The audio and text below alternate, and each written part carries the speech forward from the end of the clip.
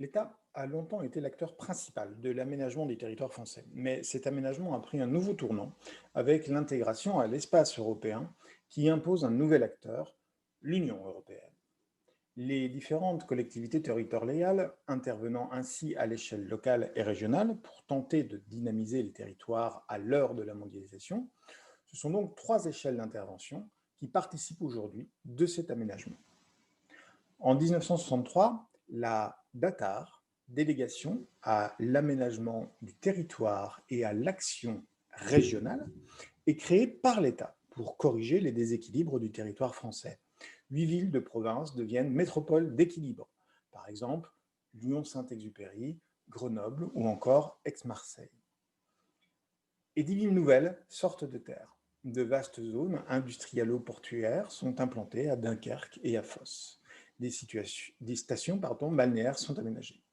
L'État, principal financeur des grands projets, fixe les règles de l'aménagement par des lois.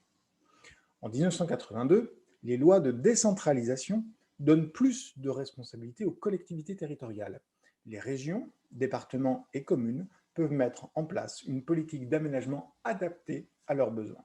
Le domaine des transports est par exemple confié au conseil régional. Ce sont les TER, trains express régionaux. L'aménagement se fait de plus en plus aux échelles régionales et locales et il privilégie le développement de la compétitivité économique des territoires pour lesquels l'innovation est cruciale. Les entreprises doivent travailler en synergie avec des laboratoires de recherche et des lieux de formation. C'est dans ce but qu'ont été créés les pôles de compétitivité. En fonction de l'importance de leur population, les communes se regroupent dans des communautés de communes, des intercommunalités, des communautés d'agglomération ou des communautés urbaines. Elles partagent ainsi la charge de certains aménagements comme les piscines ou les médiathèques. Dans les zones rurales, les communes se regroupent et signent un contrat de pays pour faciliter le développement urbain. L'Union européenne accorde des aides aux régions en retard de développement ou en crise.